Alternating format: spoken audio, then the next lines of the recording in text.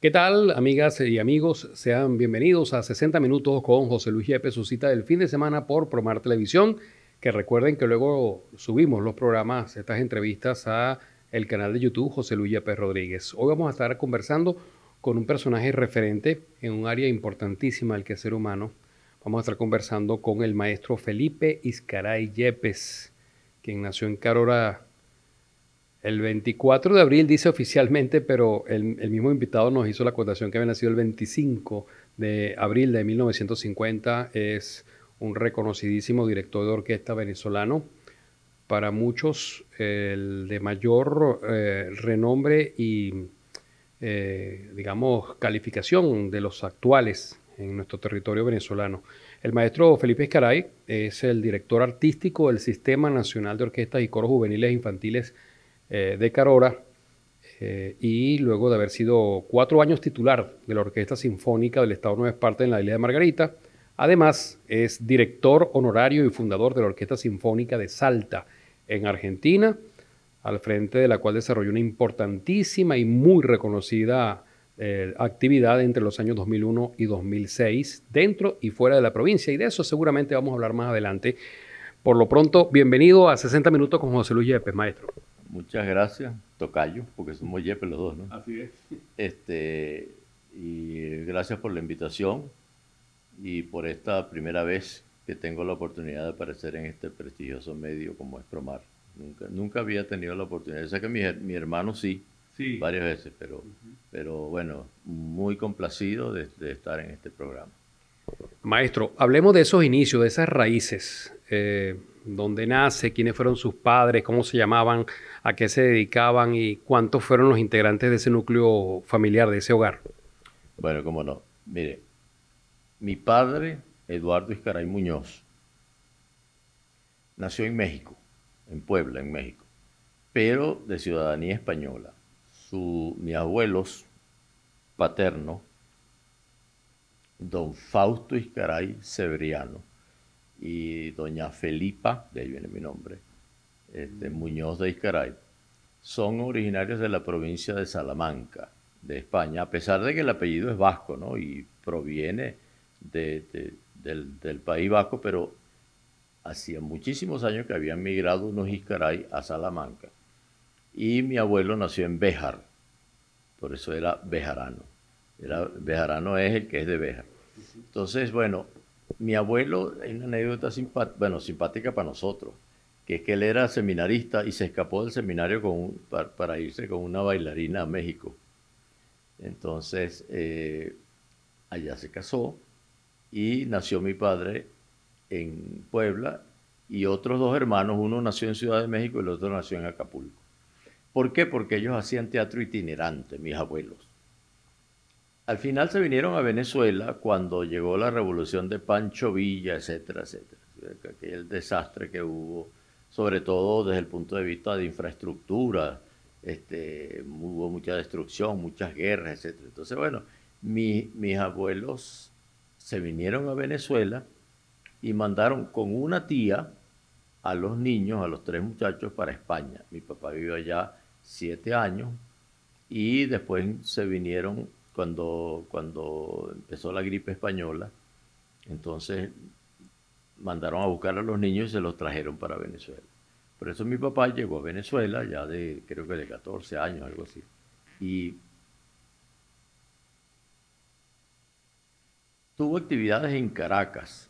Mi abuelo tenía una compañía de teatro itinerante que llegó a hacer teatro por Colombia, por Ecuador, Perú, etcétera. Entonces, viajaban de esas cosas que había en esa época. Entonces, mi papá era el músico, era el director de la orquesta de esa compañía de teatro. Hasta que llegué en Caracas, mi papá empezó a estudiar seriamente. Estudió piano con Salvador Llamosas. Fue condiscípulo de Moisés Moleiro, de Evencio Castellanos, de Antonio Lauro, en la cátedra de piano de Salvador Llamosas. Y también fue miembro fundador del Orfeón Lamas. Lo que pasa es que en el año 1935, mi papá le dio paludismo, que era muy común en esa época. Y el remedio, que era la quinina, lo que tomaba la gente para eso, le afectó la audición, le afectó el oído medio y él se quedó parcialmente sordo. Y precisamente pues no podía continuar la carrera musical. Mi abuelo se había comenzado a dedicar por esa época en el ramo del seguro de vida, que fue uno de los pioneros para vender seguro de vida en Venezuela. Entonces mi papá empezó a trabajar con mi abuelo y empezaron a viajar por distintos sitios de Venezuela. En una de esas llegó a Carora. Allá conoció a mucha gente, se hizo amigo de algunos caroreños, como por ejemplo mi padrino, el don Octaviano Herrera, gente que eran ganaderos. Se hizo muy amigo de Antonio Herrera Gutiérrez, del dueño del Cardenales y todo eso, que era dueño también de una farmacia. Entonces, bueno, allá se enamoró de la hija del prefecto, que era mi mamá, María Cristina Yepes Herrera, y ella era maestra de escuela en ese momento, en el momento que se conocieron. Luego se casaron en 1942 y se vinieron a vivir a Barquisimeto inicialmente. Ellos se casaron aquí en Barquisimeto, creo que en la iglesia de la Candelaria. Entonces, nació mi primer hermano, mis dos primeros hermanos nacieron en Barquisimeto, Fausto y Eduardo. Después ellos se fueron a Carora y yo nací allá. Yo fui el primer caroreño de la familia. Nosotros somos 6 hermanos: Fausto, Eduardo, Felipe, Macarena, María Trinidad e Ignacio, el famoso Nacho Iscaray, que todos lo conocen como cantautor. Entonces, bueno, yo nací en Carora, pero por ahí como a los 2 años nos vinimos a vivir a Barquisimeto de nuevo. Yo estuve aquí, yo estaba contando en un foro en el que estaba narrando hace poco, estaba haciendo un discurso, que mi primera impresión, o sea, lo primero que yo me acuerdo así de mi vida, o sea, ¿qué es lo primero que me acuerdo? Un mar de luces y yo viéndolo desde arriba. Resulta que después me enteré que mi papá me subió al al obelisco, que estaba recién inaugurado en el año 52, y cuando llegamos arriba a la azotea, que se subía por un ascensor, mi papá me sentó en la baranda, aunque había seguridad, porque había unas rejas ahí, y yo vi hacia un lado y vi a Barquisimeto de noche. Entonces, eso es lo primero que yo me acuerdo en mi vida. Nosotros vivimos creo que en la carrera 16, cerca del Parque Ayacucho. Como digo, yo estaba muy pequeño, fue entre los 2 y los 4 años. Y yo recuerdo un muchacho que pasaba por el jardín cuando yo jugaba en el jardín de mi casa, un muchacho, pantalones cortos con un estuche. Y entonces, todas las tardes, cuando yo estaba jugando ahí, a eso de las 4 de la tarde, siempre pasaba por ahí. Un gordito de pantalones cortos. Resulta que después me dijo una tía mía, que yo le pregunté, ¿quién es ese gordito que pasaba cuando yo estaba niño ahí? Ah, ese era el hijo de Melpomene Abreu, era José Antonio Abreu. Ya sabía yo. Obviamente, el futuro, esas cosas del destino, ¿no? Entonces, él pasaba, porque él iba camino a la casa de Doralisa de Medina, que quedaba también en la carrera 16. Yo no sé si ellos vivían por ahí, pero mi papá sí conocía al padre de José Antonio, porque mi papá, Melpomene Abreu, tenía como una oficina de gestiones. Y como mi papá vendía seguros, parece que a través de la oficina del señor Abreu se manejaban lo de las comisiones y la correspondencia con la compañía, ¿no? Entonces, bueno, por ahí fue mi niñez muy temprana. Nos fuimos para Carora otra vez y yo cursé la primaria, los años de primaria en el Colegio Cristo Rey, que es de los padres escolapios, de los padres vascos. ¿Qué recuerda de esa época? Bueno, tengo recuerdos. Si vamos a llegar hasta la primaria, mi maestro de primer grado fue el hermano Alfonso Laizola, el segundo grado el padre Vides, el tercer grado el padre Calasanz, cuarto, quinto y sexto el padre Ojer, excelente maestro, aunque muy estricto, le daba unos coscorrones muy duros a uno. Pero sí recuerdo la enseñanza de la gramática, de la ortografía, cómo cuidaban, lo hacían cuidar a uno de la ortografía, de cómo escribir, de cómo no decir ahí y poner H-A-Y, como parece hoy en día. Yo cada vez que veo esos mensajes de Twitter y de Facebook con esos horrores ortográficos. Dios mío, el padre Vides le hubiera dado unos reglazos en la mano a esta gente. Entonces me acuerdo de la excelente enseñanza histórica, porque esa es una de las cosas que nosotros tenemos que tener presente. En el mundo hay que saber primero cómo leer y escribir bien, comprender lo que estás leyendo. Y en eso fueron excelentes los padres escolapios. Y segundo, y aprender historia, saber de historia, saber de geografía. O sea, eso, lo que es el idioma, lo que es la geografía y lo que es la historia es importantísimo. Yo me recuerdo, por ejemplo, que yo estudiaba una materia en quinto grado que se llamaba Geografía de América, donde se estudiaban todos los volcanes y todas las montañas, los sistemas montañosos, el Amazonas, los ríos, las redes hidráulicas, todo eso.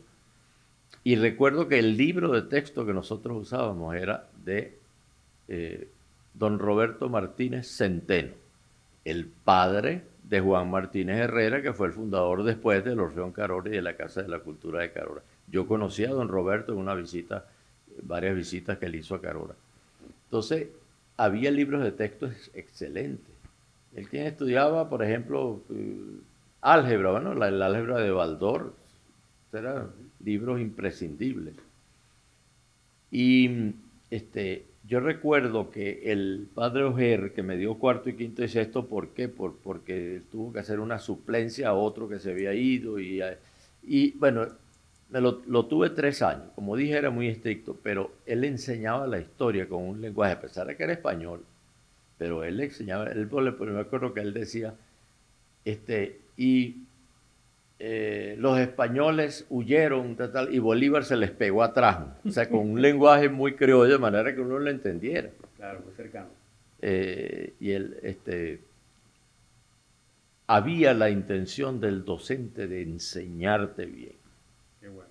Y en esa época me surgió a mí también ya la afición por el béisbol de Carora, el béisbol tradicional de Carora, el Torreyes, Liceo, Cardenales, etcétera, y Buenos Aires. Y me surgió también, bueno, el de interés por el béisbol. A mí me gustaba mucho el béisbol, lo oía por radio y todo eso. Y de esas cosas me acuerdo. Lo que es, bueno, esto fue hasta 6º grado, porque entonces en bachillerato vino otra persona muy importante también ahí. Y vamos a hablar de eso ahorita. Vamos a hacer primero una pausa en esta conversación que tenemos con el maestro Felipe Izcaray. No se aparten de nuestra sintonía.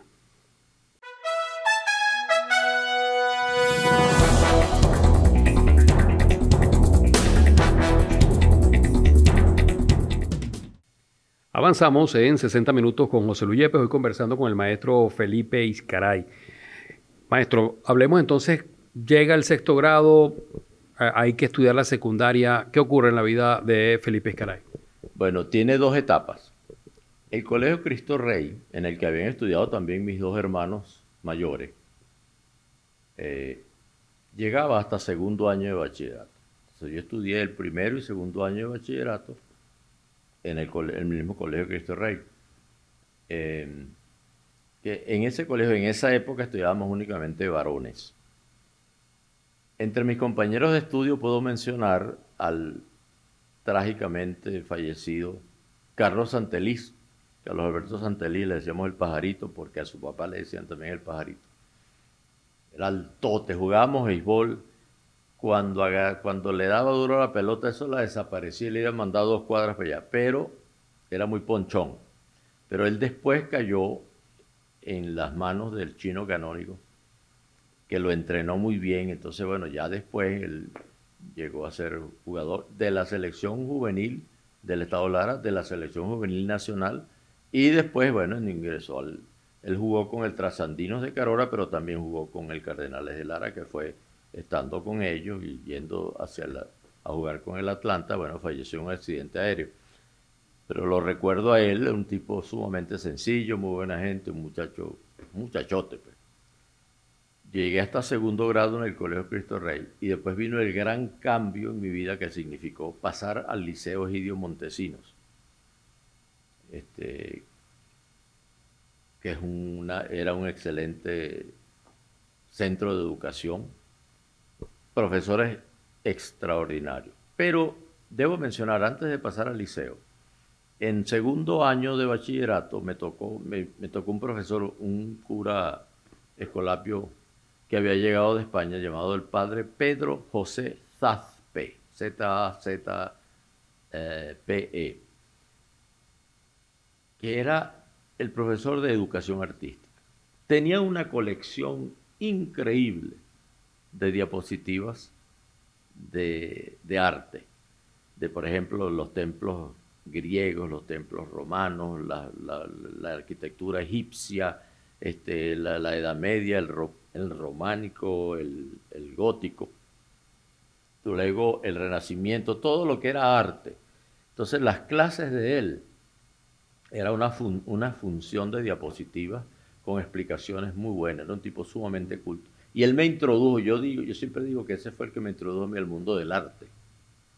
Además de que él era pianista, igual que mi papá, porque mi papá siguió siendo pianista, o sea, él tocaba piano, obviamente tenía la limitación de la sordera y de que no tenía los aparatos que se hacen hoy en día como para escuchar mejor. Pero el padre Zazpe también, pues, me introdujo a esas cosas, a ese otro mundo del arte. Cuando pasé al liceo, primer shock, estudiar con mujeres. Entonces imagínate, además de en esa edad de los 13 años, qué sé yo, 13, 14 años, estudiar con una mujer al lado, y las faldas, y las piernotas, y las cosas, o sea, esa inquietud me da, o sea, pero yo no tuve preparación, porque hoy en día los muchachos desde que están niños están con muchachitas. Claro. No, esa época, y además en esa época en que todo era tan estricto, ¿verdad? Que si tú tenías una novia, tenías que irla a visitar y tú estabas del lado de afuera y ella era del lado de adentro de la ventana. Entonces, ahora, el shock de estudiar con muchachas, eso fue muy positivo, por supuesto. Pero me causaba muchas inquietudes internas y angustias y cosas, bueno, propias de las de un niño de esa edad.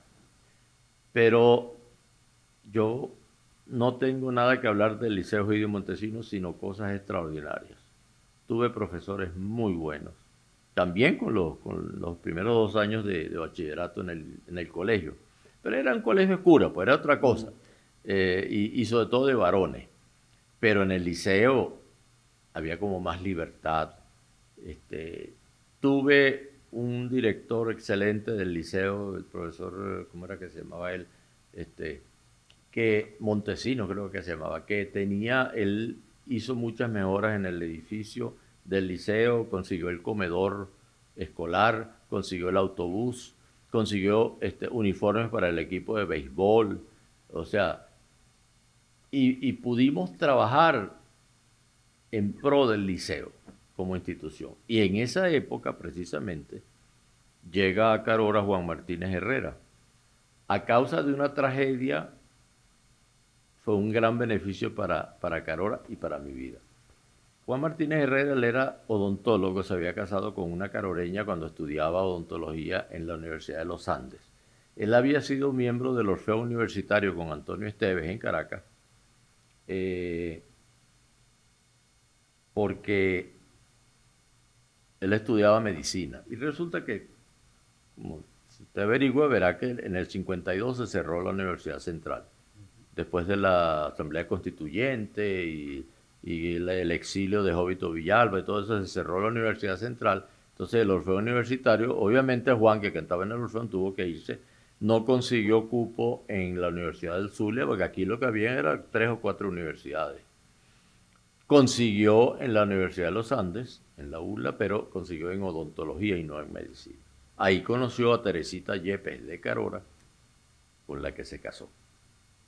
Y luego fueron a ejercer la odontología en Caracas, hasta que él decidió irse a Valencia. Él tenía un cuñado que estaba casado con una hermana de él y tenía un terreno grande y una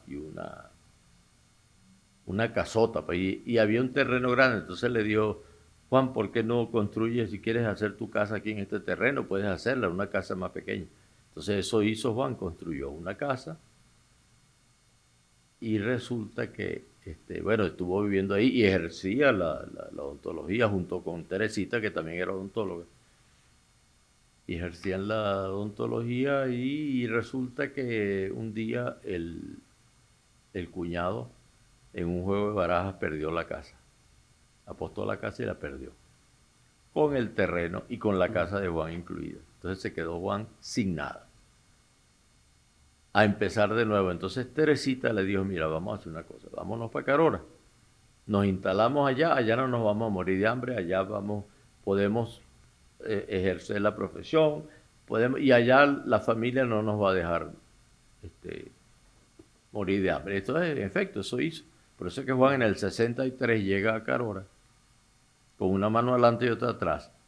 Y tal y como dijo Teresita, inmediatamente él consiguió un trabajo en el IPAS, de odontólogo, también consiguió que le alquilaran barato un local para tener su consultorio ahí. Entonces un día conversando con mi papá, junto a unas cervecitas bien frías en el Club Torres, mi papá le dice a él, mire, pero usted tiene mucha experiencia musical, ¿por qué usted no hace un orfeón en Carora? Un coro. Entonces, no, don Eduardo, mire, yo soy un aficionado, yo lo que pasa es que canté en coro y dirigí un coro de niños, pero no, pero eso no importa, entonces empieza, pero es que yo no tengo ni música. Entonces mi papá fue y buscó un cuaderno que él tenía, que él mismo había escrito, con las canciones con las que había debutado el Orfeón Lamas en el año 30. Entonces con ese cuaderno, ese libro, comenzó a ensayar el Orfeón Carora. Y un día hicieron un ensayo abierto, público, en el Club Torres de Carora, y yo que vivía ahí mismito al lado, por curiosidad, ¿quién es un orfeón? ¿Qué es eso? No, unos que cantan para arriba y otros para abajo. Así decían, ¿no? Entonces a mí me dejó muy impresionado. Y al día siguiente fui al consultorio del doctor Martínez a decirle que yo quería meterme en el orfeón. No, pero mira que tú estás cambiando voz, tienes la voz muy fea, te van a salir los gallos. No, y mira, bueno, yo soy Tauro, él también era Tauro, y yo porfiando hasta que él diría, oye, vamos a quitarme esto de encima. Entonces me aceptó, me dijo, mira, ven esta tarde, pues a las 6. Y ensayábamos ahí en un preescolar que había al lado del consultorio de Juan, y por ahí empezó mi carrera musical, porque yo empecé como tenor, con voz de chancleta del Orfeón Carora, y por eso me considero fundador. ¿Por qué? Porque lo que me perdí fueron los primeros ensayos. De ahí en adelante empecé con la actuación, pues, musical con el Orfeón. Hicimos viajes a Mérida, a Trujillo, a Valera, a Caracas, como hacen los coros, pues, hacer sus giras. Y yo me gradué de bachiller en el año 1966 en el Liceo Egidio Montesinos. Fui miembro de la primera promoción de humanidades del liceo. Y me fui a Caracas a estudiar en la Universidad Central. Después de unas pruebas de aptitud académica, me dijeron que yo debería estudiar o música, o matemática, o ciencias sociales. Obviamente de la música no había estudios universitarios en esa época. La matemática yo la odiaba. Y después me di cuenta de que una maravilla, pero bueno, los profesores eran bastante deficientes en eso. Y luego, bueno, ciencias sociales, me inscribí en la Escuela de Sociología de la Central y me inscribí inmediatamente en el Orfeón Universitario que tenía nuestro coterráneo, mi querido maestro Vinicio Adames. Vamos a hacer una pausa en esta conversación que tenemos con el maestro Felipe Escaray, así que no se aparten de nuestra sintonía.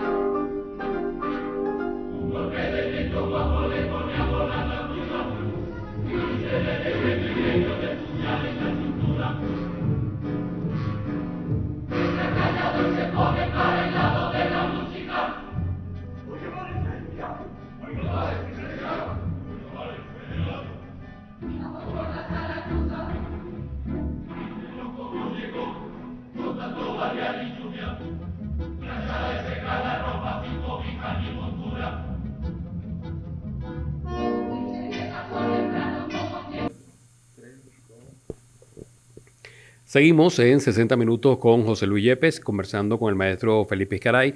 Nos decía entonces que luego de egresar del Liceo de Egidio Montesino de Carora, pues decide irse a Caracas, a la capital de la República, a estudiar, digamos, una carrera universitaria, y de una vez también se inscribe en el Orfeón. Hablemos de esos años universitarios.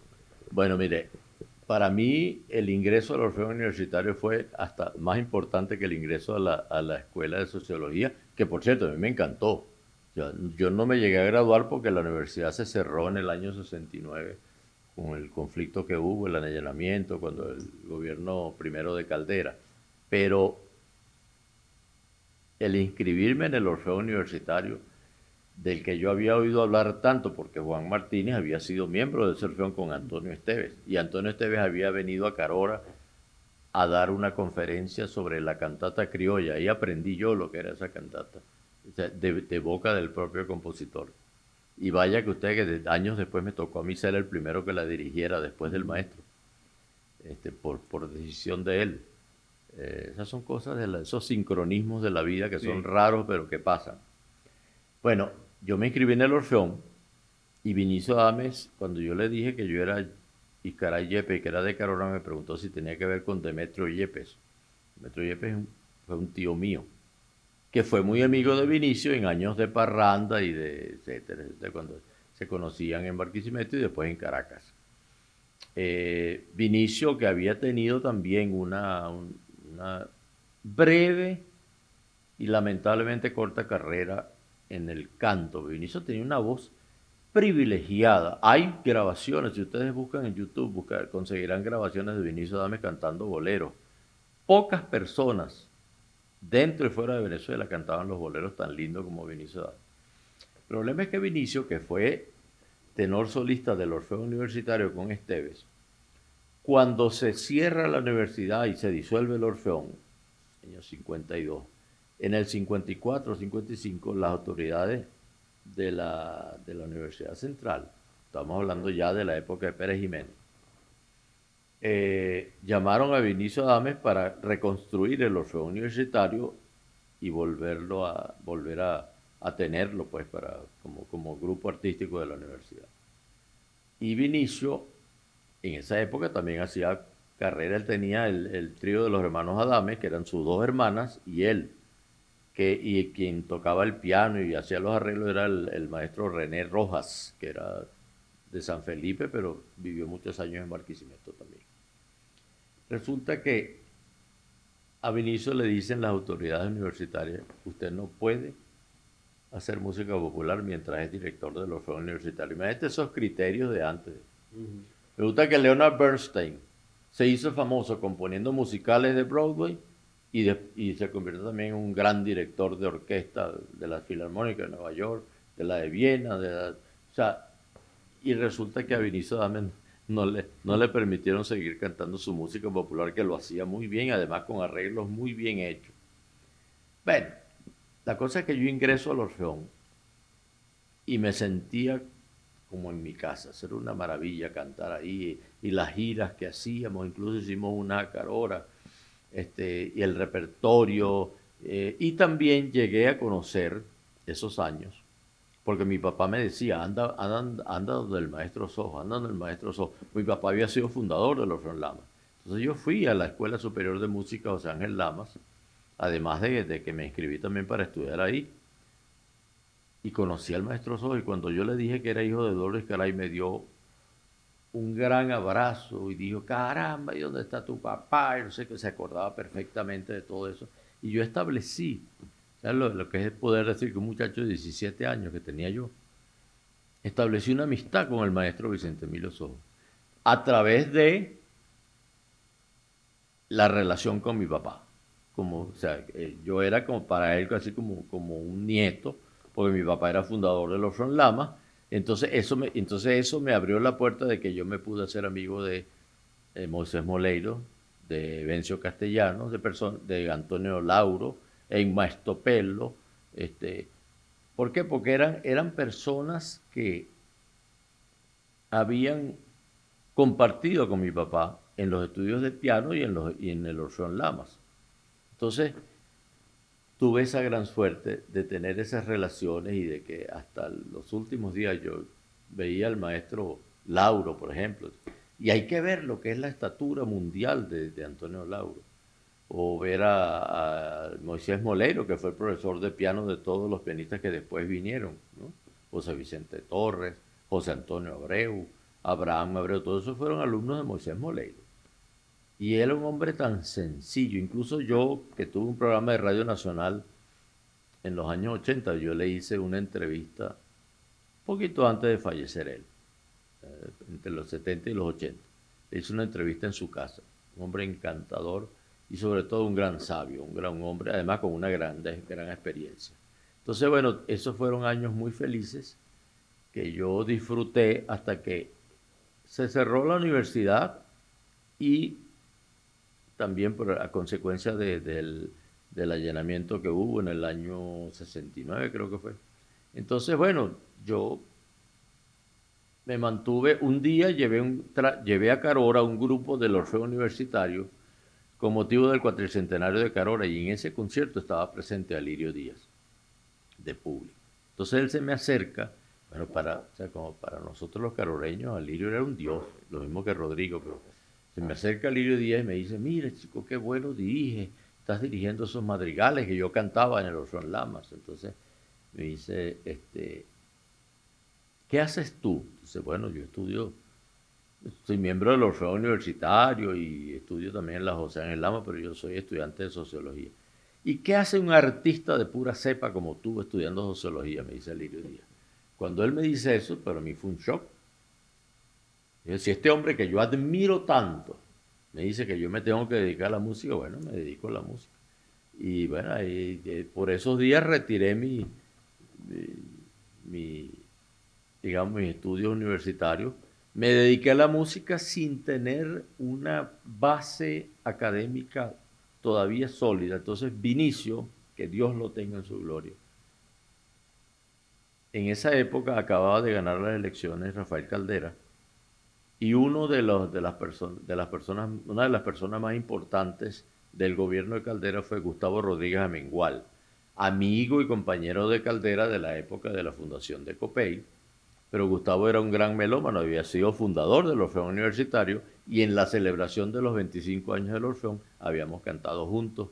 O sea, yo había estado como de refuerzo para los fundadores y cantaran unas canciones. Entonces, Vinicio le dijo a Gustavo, mira, Felipe hay que mandarlo para afuera, porque aquí él está un poco perdido, no hay una verdadera orientación para el estudio de la dirección, en el que no le pase lo que me pasó a mí, que no tuve mucha oportunidad de hacer estudios. Entonces Gustavo le dijo, bueno, vamos a hacer lo siguiente. Yo en esa época dirigía ya el coro del Banco Industrial de Venezuela, que se había fundado en octubre del 68. Y era cómico porque yo era el director, pero yo era el menor. Todos los empleados del banco eran mayores que yo. Entonces, él lo que hizo fue que habló con el presidente del Banco Industrial, que era Bustamante Luciani, y le dijo, vamos a hacer una cosa, manténle el sueldo a Felipe como beca, elévaselo para que le llegue a unos $300 y yo le pago la matrícula donde vaya a estudiar. Eso fue lo que hice. Me fui a Estados Unidos, y ahí... ¿Qué parte? A la Universidad de Wisconsin, en Madison, Wisconsin, donde yo me fui para la Universidad de Wisconsin a hacer un curso de inglés mientras buscaba ver a dónde irme, y resulta que me di cuenta de que había unas audiciones para la escuela de música y hice la audición y quedé. Quedé en la carrera de educación musical.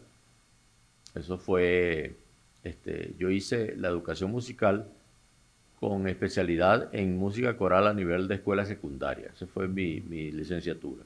Y la maestría después la hice, y seguido, en dirección coral. En una de esas, yo vine a Venezuela a tratar de mejorar la situación porque ya no me alcanzaba la plata. Y hablé con Gustavo Rodríguez Mengual, le puse una grabación del coro donde yo cantaba allá. Entonces digo, ese coro está muy bueno, hay que traerlo para acá. Él era persona así, de decisiones así. Y al año siguiente, en el 73, trajimos al coro de la Universidad de Wisconsin, el coro de conciertos, cantamos en Caracas, en varios sitios, cantamos en Maracay y cantamos en Carora. Llegamos bueno, los muchachos llegaron a casas de familia. 70 gringos en Carora en esa época, imagínate. Entonces, bueno, yo regresé, mejoré mi situación económica, entonces yo regresé y como te digo, hice la maestría. Y cuando regresé empecé a dirigir música coral, me nombraron subdirector del Orfeo Universitario en la Central, con Vinicio, y jefe del Departamento de Música Coral. Yo trabajaba en la misma oficina con Modesta Bori y Eduardo Serrano. Y bueno, ahí fue donde empezó mi carrera, digamos, musical ya profesional. Yo fundé el Coro de Cámara de Caracas. Y bueno, por ahí se dieron ciertas cosas hasta que después derivó en la dirección de orquesta. Hizo un doctorado, ¿no? Eso fue después. Ah, ok. Bueno, vamos a hacer la pausa en esta parte de la conversación y vendremos para seguir conociendo más acerca de estas hojas de vida de nuestro invitado de hoy, el maestro Felipe Izcaray.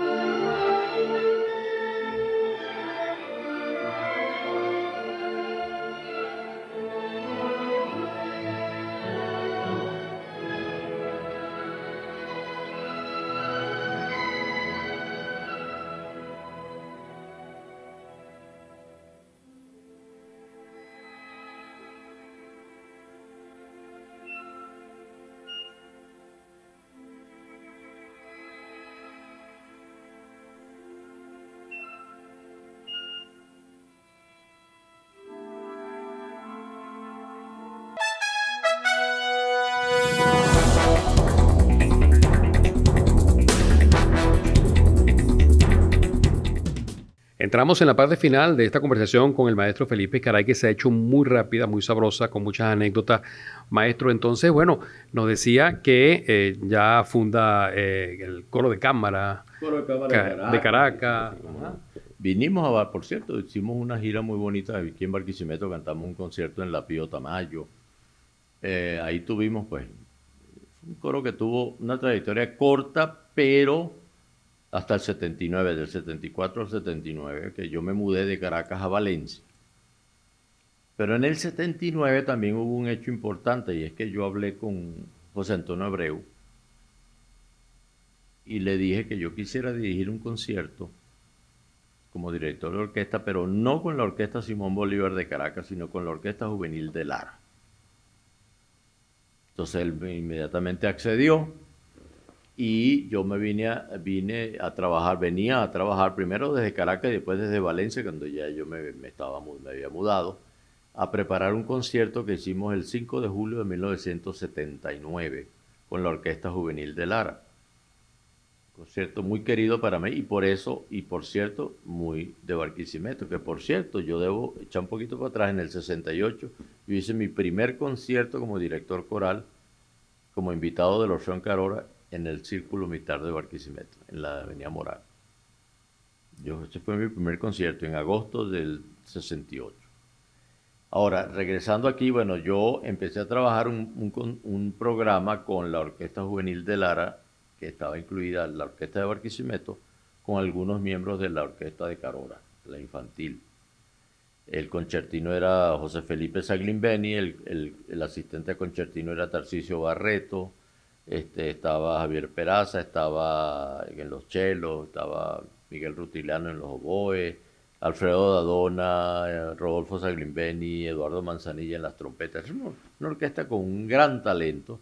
Estaba un poco como dispersa porque había varios directores, tal. Entonces, bueno, dimos un concierto para mí muy importante en el Teatro Juárez. De ahí mi vínculo con Barquisimeto también otra vez en el Teatro Juárez en el 79. Y ese mismo año, en complicidad con Juan Martínez, decidimos contactar a Lirio Díaz para ver si estaría dispuesto a venir, cuando viniera a Venezuela, preparar con la Orquesta Juvenil de Lara el concierto de Aranjuez y el concierto, un concierto para guitarra y cuerdas de Vivaldi con las orquestas, la Orquesta Juvenil de Lara, el Aranjuez con la de Barquisimeto y el Vivaldi con la de Carola. Él encantado. Entonces hicimos esos conciertos. Ahí se inició mi carrera como director de orquesta. Fue aquí en Barquisimeto. Entonces yo después dirigí un concierto con la orquesta de Aragua y después el maestro Abreu Menor. Él quería que yo me quedara en Barquisimeto, pero ya yo estaba nombrado jefe de música coral y director del Orfeo Universitario de Carabobo. Entonces no correspondía, porque no me podía, o sea, recién comenzaba mi nombramiento, venirme, no hubiera sido responsable de mi parte. Entonces me quedé en Valencia. En Valencia dirigí la Orquesta Juvenil de Carabobo. Después me volví a trasladar a Caracas otra vez. Y allá, bueno, comencé a trabajar. Hice diversas actividades y empecé a dirigir orquestas sinfónicas. La Orquesta Sinfónica Municipal de Caracas, la Orquesta Filarmónica de Caracas, que dirigía Aldemaro Romero en esa época, solistas de Venezuela y también con la Orquesta Sinfónica Venezuela. Entonces ahí se estableció mi carrera como director de orquesta, aunque no abandoné la dirección coral. En 1900, después de tener esa actividad de varios años, incluso estuve un tiempo trabajando en el Colegio Emil Friedman como director de arcos y voces juveniles de Caracas. En 1991, en una conversación que tuve con Leopoldo López Gil, que era el presidente de Fundayacucho. Fue presidente fundador y después volvió a ser presidente de Fundayacucho. Me dieron un crédito para ir a estudiar un doctorado en dirección de orquesta. Eso fue una decisión mía. O sea, yo me hubiera podido quedar aquí consigo los cargos que hubiera querido en alguna orquesta. No, resulta que yo quería estudiar más. Entonces me fui a Estados Unidos otra vez a la Universidad de Wisconsin, donde había un profesor que ya me habían comunicado que hacía un excelente trabajo y en efecto lo hacía, del profesor David Becker, y entonces me fui a estudiar dirección de orquesta en la Universidad de Wisconsin, saqué el doctorado que me lo otorgaron en 1996. Entonces regresé de nuevo a Venezuela y empecé a trabajar con el Sistema Nacional de Orquesta, ya no con la Orquesta de Valencia, sino como director itinerante del Sistema Nacional de Orquesta. Después me nombraron director de la orquesta, primero de la del Estado Monagas. Estuve un año ahí, luego de la de Mérida. En la de Mérida estuve desde el 98 hasta el 2001, en que cuando hubo un cambio de gobierno de William Dávila Barrios, resulta que la directora de Cultura era mi esposa, había sido mi esposa, la presidenta del Instituto de las Artes, Instituto de Cultura. Y bueno, hubo cambio de gobierno, nos quedamos pelando, pero me llegó una noticia de que había un concurso en Argentina para fundar una orquesta en la provincia de Salta. Bueno, yo llegué, quité plata prestada y me fui para allá y presenté y gané el concurso. Y entonces yo fui el director fundador de la Orquesta Sinfónica de la provincia de Salta en Argentina, con la que estuve 6 años, más 3 años que estuve de coordinador de las orquestas juveniles de la provincia de Salta. Bueno, fue una experiencia enriquecedora porque para un director formar una orquesta nueva de cero es algo muy interesante, muy difícil, muy retador sobre todo. Entonces, y de hecho logró estar en el Teatro Colón. ¿Cómo no? Dimos conciertos en el Teatro Colón, dimos conciertos en el Festival de Bariloche también, el Festival del Yao Yao. Tuvimos conciertos, nosotros salimos en varios conciertos en el canal aquel que había, bueno, lo hay, pero aquí en Venezuela no se ve ahora, que es Film and Arts. Y la Orquesta Sinfónica de Salta fue elegida por la Asociación de Críticos Musicales de Argentina, que son caramelitos de ajo. Ellos la denominaron la Orquesta del Año, la Orquesta Sinfónica del Año en Argentina. Bueno, después de la trayectoria con esa orquesta, hubo otro concurso, Y bueno, yo me dediqué un poco a las orquestas juveniles hasta que otra vez José Antonio Abreu me ofreció venirme a dirigir la Orquesta Sinfónica de Nueva Esparta. Y estuve 4 años en Nueva Esparta hasta que en el año 2013 me llamó la Tierra Chica, pues. Me ofrecieron, José Antonio me dijo, donde tú quieras estar. Entonces, Cecil Álvarez hizo gestiones con José Antonio para que me trajeran para dirigir en Carora y fundar la Orquesta Regional Pedro León Torres, que es la que estoy dirigiendo desde el año 2013. Con esa orquesta hemos hecho una labor para mí muy satisfactoria porque sobre todo estamos creando mejores ciudadanos.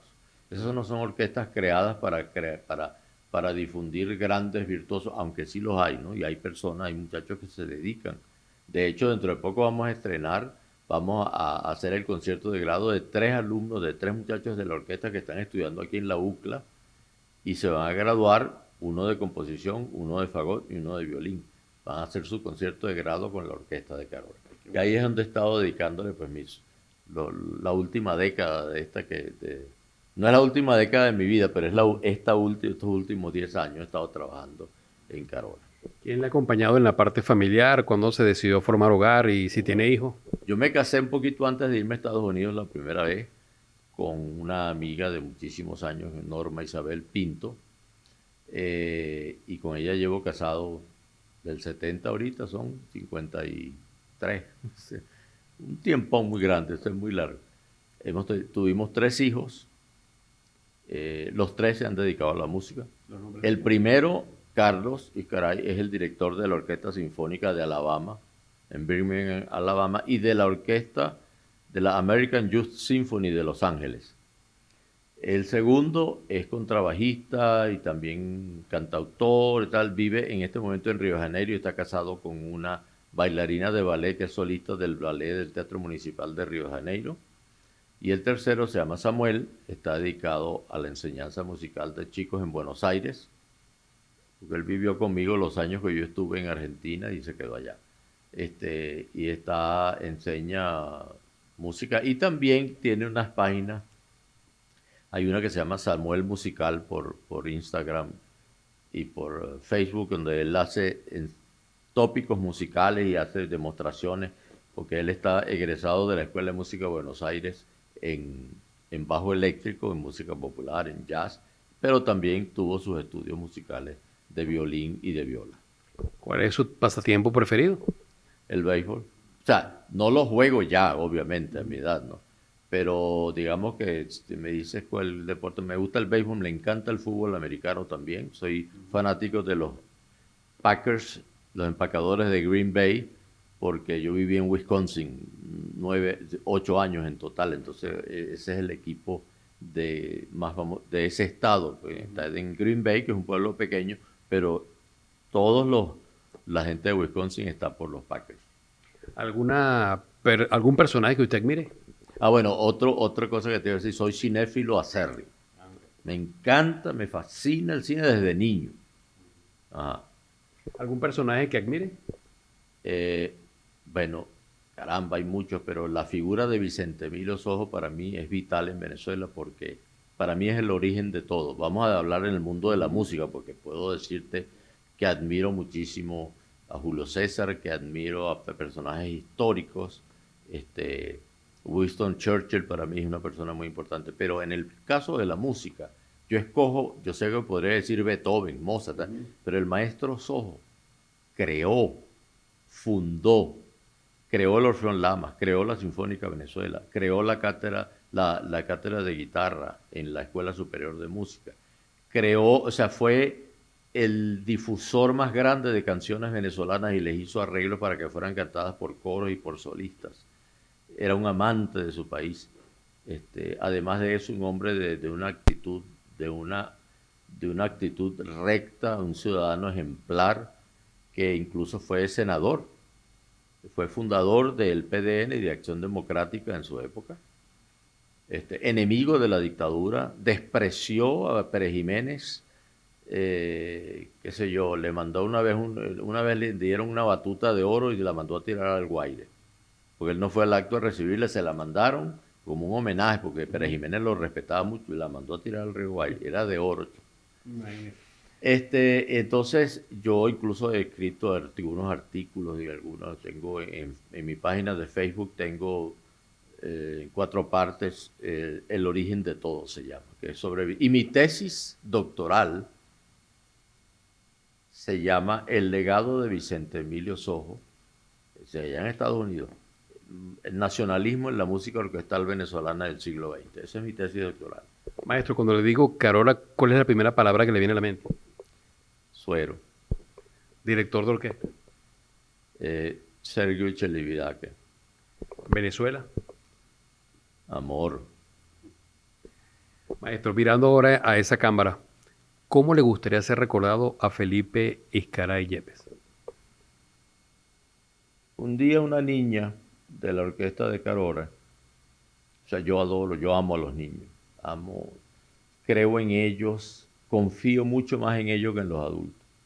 Una niña una vez me habló así la camisa, una niña de la orquesta de Carora. Debe haber tenido en ese momento 12 años, algo así.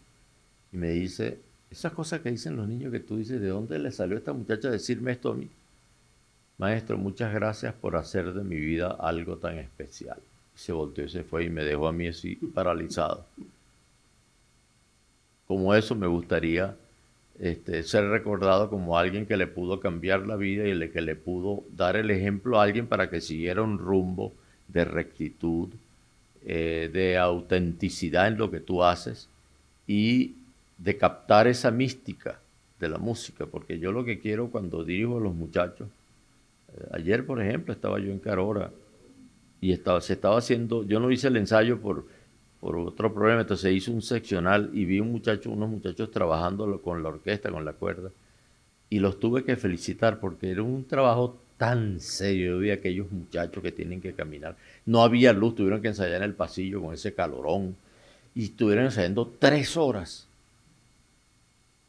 Y que esos muchachos hagan eso porque quizá yo les he infundido esa disciplina, ese amor por lo que hacen. Eso es un buen recuerdo. El maestro que me hizo así. Bueno, maestro, muchísimas gracias por habernos dedicado estos 60 minutos para todo nuestro público, para su público y conocer más de sus hojas de vida. Un inmenso placer. Igualmente ha sido un placer para mí tener esta conversación y poder descargar todo lo que uno lleva por dentro. Obviamente tiene que haber habido muchas cosas que uno olvida, que me olvidé mencionar y todo eso, o personajes que me olvidé mencionar, pero debo decir que Juan Martínez Herrera, Vinicio Adames, Antonio Esteves, el maestro Sojo y todos sus alumnos, mis profesores en Estados Unidos, Robert Fountain Becker en dirección de orquesta, significaron demasiado para mí. Alirio Díaz y Rodrigo Riera fueron una inspiración para mí porque uno ve el origen, de dónde vinieron. O sea, Rodrigo Riera era limpiabotas, Alirio Díaz vino de un caserío donde no había ni cambio para una moneda de 2 bolívares. Esos son personas que no se repiten. Y que tuvimos la fortuna de conocer. Exactamente, ese es un privilegio. Muchas gracias, maestro, por estar con nosotros. En la cámara y la producción de Carlos Guerra, les invitamos para un próximo 60 minutos con José Luis Yepes.